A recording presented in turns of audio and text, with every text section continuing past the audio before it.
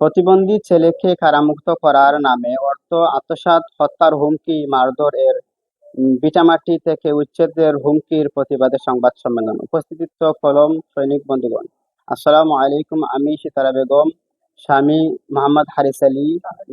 জি, স্বামী মোহাম্মদ হারিস আলী, শাসন ২ নং পাটলি ইউনিয়ন, জগন্নাথপুর, সুনামগঞ্জ। আজ এক বুক বুক হাহাকার হাহাকার এর অসহায়ত্ব নিয়ে আপনাদের সামনে দাঁড়িয়েছি। যখন সব পথ বন্ধ হয়ে যায়, তখন মানুষ আপনাদের মতো বিবেকবান মানুষের কাছেই শেষ আশ্রয় খুঁজে।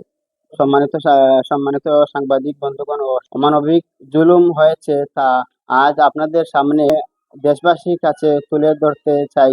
আমার প্রতিবন্ধী ছেলেকে মোহাম্মদ শায়েস্তা মিয়া একটি মামলায় কারাগারে থাকাকালীন ২ নং পাটলি ইউনিয়নের সাচানি গ্রামের মুক্ত আয়াজুল্লাহ ছেলে ও ইউনিয়ন যুবদলের যুগ্ম আহ্বায়ক মোহাম্মদ নুরুল ইসলামের তার সহযোগী, স্থায়ী জামায়াতের সভাপতি, এনটিভির পরিচয় দানকারী সাংবাদিক তৈবুর রহমান আমার অসহায়ত্বের সুযোগ নেন।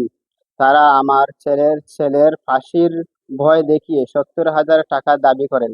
আমি আমার পালিত ২৫০টি হাঁস বিনিয়োগ করে অত্যন্ত কষ্টে ৩৫,০০০ টাকা করে ২ বান্ডিল ৬০,০০০ টাকা তাদের হাতে তুলে।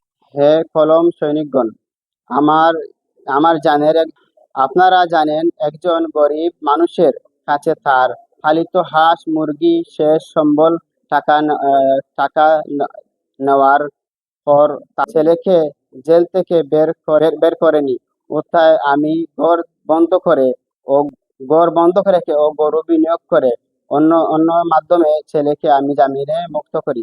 যখন আমি নুরুল ইসলামের কাছে পাওনা ৬০,০০০ টাকা ফেরত চাই, তখন শুরুতে হয় আমার বর পেশাদারিত্ব, নির্যাতন, নানা হুমকি দামকি ও ধারাবাহিকত।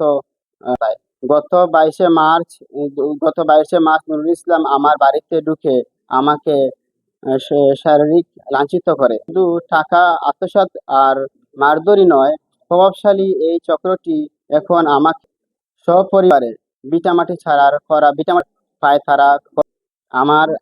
তারা আমাকে হুমকি দিচ্ছে যে যদি আমি পাওনা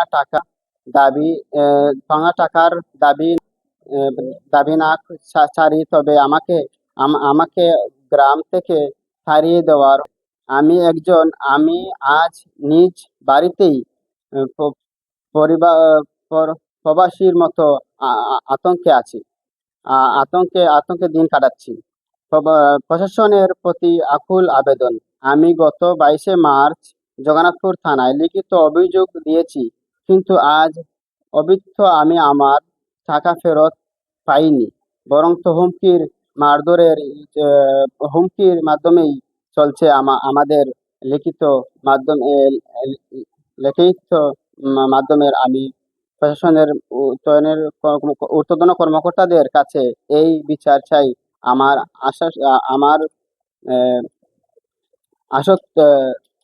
আমার কত ৬০,০০০ টাকা তো উদ্ধার করে দেওয়ার হোক, ভিটামাটি থেকে উচ্ছেদের পায়তারা বন্ধ করে আমাদের জানমালের নিরাপত্তা নিশ্চিত করা হোক। অসহায় নারীর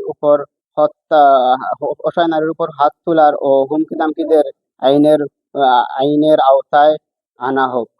হে কলম সৈনিকগণ, আপনাদের একটি কলমের খোঁচায় হয়তো একজন মা তার শেষ আশ্রয়টুকু ফিরে পেতে পারে। আমি আমার প্রতিবন্ধী সন্তানকে নিয়ে যেন বাঁচতে চাই।